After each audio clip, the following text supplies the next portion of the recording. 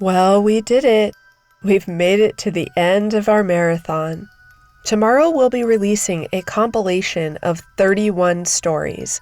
It will be the past stories that I've read all through the previous month, and I won't do an intro, and I also won't release the Book of Fear into that compilation, which means there will be 2 new stories you haven't heard yet.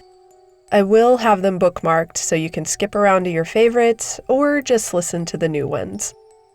I have to be honest, this entire story marathon has been a huge project. It was a lot of fun, but it was also a lot of work, which started way back in July.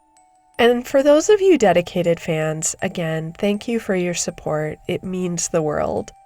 I had hoped that the channel would grow a bit more with all the work we did on this project, but well, almighty Lord Google changed its algorithms yet again, so yeah.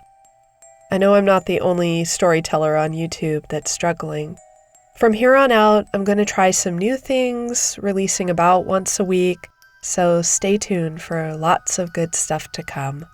All right, enough of that. Let's get into today's story. I wrote this one a long time ago and thought you might enjoy it. It's called The Halloween Night Carnival by Mary Blackrose. They held hands as they walked through the festive Halloween night carnival.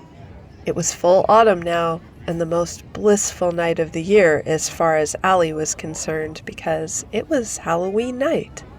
The night air was chilly but comfortable. Perfect weather for snuggling up next to Barbara. They had been dating for 2 years, and Allie was happier than she could ever remember. It had been challenging to be out and proud, but ultimately, it was the best decision she'd ever made. It got tough sometimes, but they'd be graduating this spring, and then it would be her and Barb against the world. While they made their way through the carnival, Allie glanced sidelong at Barbara. She seemed distracted, even sad. She nudged her playfully. "Hey, sourpuss, what's wrong?" Barbara smiled wanly. "Nothing, I'm fine." Then she smiled more broadly, but Allie couldn't help but notice her girlfriend's behavior seemed odd. "Cheer up, it's Halloween. You can't be a downer on Halloween." Barbara smiled in earnest this time. "You're right, it's nothing. Just some home stuff. I can vent about it later. Tonight is for us and having fun. What would you like to do first?" "The Ferris wheel. You know I love it." "I know." Barbara sighed and took Allie's hand. Her skin was cool to the touch, but she didn't mind. Instead, she held it tight and relished the feeling of her closeness. "Hey, remember how we met?" Barbara asked. "Of course I remember. How could I forget? I can't believe we were only sophomores then. I can't believe we're already seniors. This year is going to go by so quick.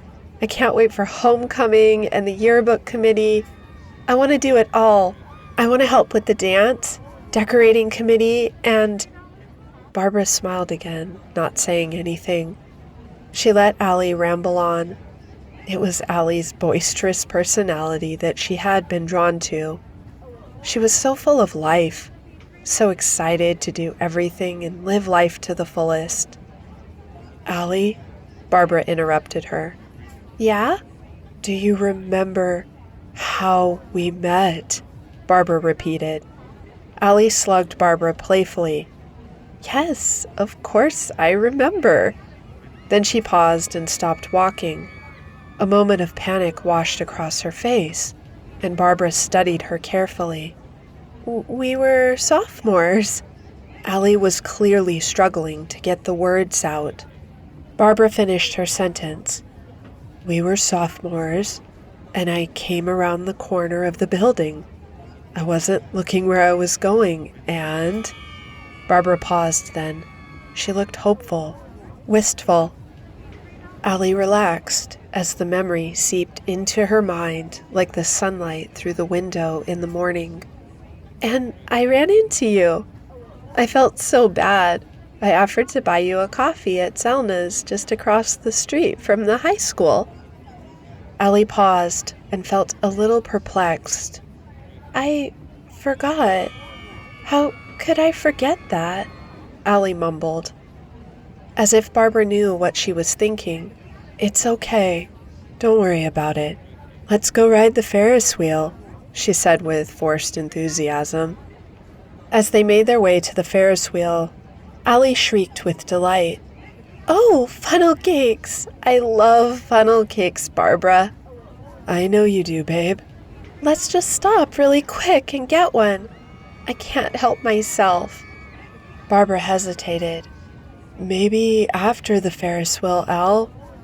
Let's get one after. I might forget I want one after, or they might run out. I don't think they'll run out, Al.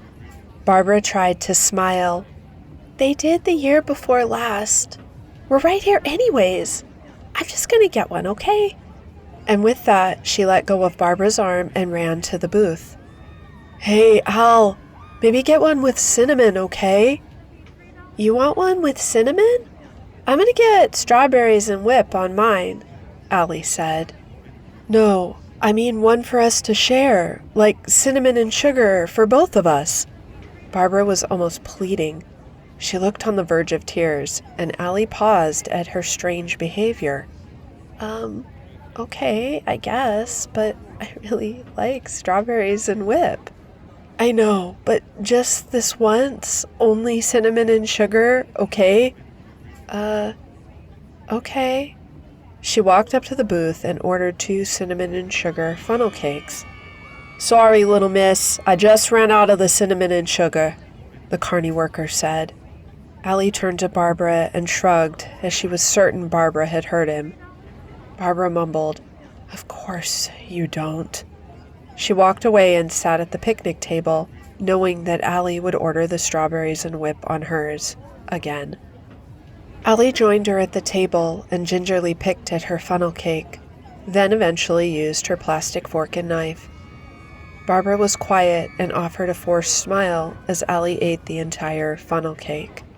The wait in line at the Ferris wheel was only 10 minutes. Barbara gave the tickets to the carny operating the ride and sat down. The man clamped down the bar across their laps, and suddenly they were hoisted up into the night air, their little seat rocking slightly back and forth. They could see the tiny dots of light emanating from street lamps, house windows, and car headlights throughout the town. Allie clamped onto Barbara's arm. Barbara pulled her arm free of Allie and wrapped it around Allie's shoulders, drawing her closer to her. Allie snuggled into Barbara's side, and Barbara buried her face into Allie's hair, inhaling the intoxicating scent that was her. This was the moment she lived for. As the man loaded more riders, they slowly cranked up and up until the car was at the highest point of the wheel, and it was as if they were alone. Barbara relished this moment. She held on to the feeling as long as possible. This moment, right now, was what made it all worth the effort. As the last of the riders clambered onto the Ferris wheel, it began to crank around in that way that is both soothing and terrifying. Barbara closed her eyes and waited. Finally, she opened her eyes and glanced over at Allie. You okay, Al? No, I don't feel so good. She held her hand as Allie bent forward. I feel like I'm going to be sick. Shh, it's okay, Al. And Barbara rubbed her back gently. I don't know if I can hold it in. It's okay. It's going to be okay, Al. You can do it. You can wait until the ride is over. Barbara's voice was calm and steady, more steady than Allie felt. When the ride ended and they were finally released from the car, Allie rushed to the nearest trash can and heaved and heaved. Barbara held her hair and rubbed her back. A group of guys walked by, and one of them all but yelled, Ew, gross. Shut up, asswipe. Barbara glared at them and suddenly became penitent when they saw Barbara's eyes boring holes into them. They shuffled along as quickly as possible. After Allie was done, she wiped her mouth on her sleeve. "I'm so sorry, Barb. I think that funnel cake might have been bad." "I know, Al. Probably the strawberries and whip. I'm sorry, too." Allie was near tears. "This was our special night, Barb. I don't want to go home, but I feel so sick. I think we better go." "I think we better go, too. And Al, just for the record, it's still our special night." Then more quietly, Barbara whispered, "It always will be." They made their way across the dirt parking lot, and Allie had to find another trash can. Barbara bought her a bottle of water. Then they made their way to the car. "I better drive, Al." "Here's the keys." Barbara hesitated. She opened the door for Allie and helped her in. Barbara waited outside the car for a moment. She hated this part. She hated the part where she knew no matter how many times she tried to change it, it would never play out any other way. As they drove along, a force that she couldn't control overtook the steering wheel.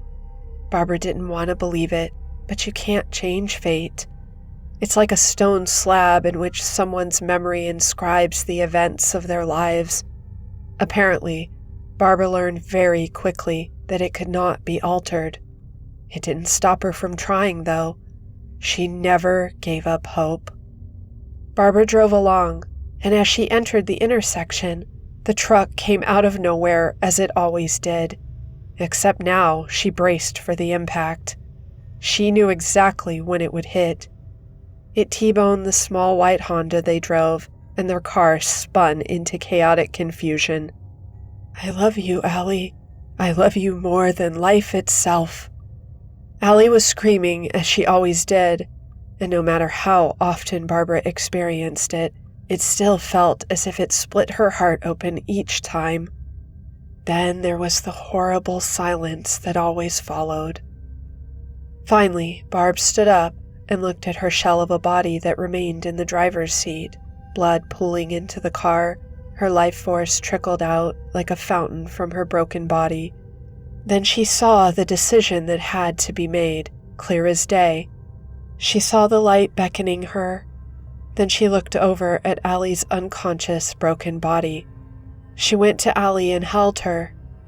Allie stirred and was delirious for a moment, only muttering, "Barb, Barb, where are you?" Then Barb took her hand and knelt beside her. "I'm here, Allie. Please see me this time. Come with me." It was no good. Allie became conscious of Barbara's body in the driver's seat. She feebly reached over and shook her lover's dead body, crying and pleading, "No, Barbara, no, no, wake up." Barbara watched the scene as she had many times, more times than she could count. Barbara pleaded with her, "Allie, please see me. You have to see me this time and realize you are dead too. We both are. Come with me. Come with me into the light this time." It didn't seem to matter what she said, how softly she whispered it, how loudly she screamed it. Allie was trapped in her trauma and couldn't seem to shake free of it.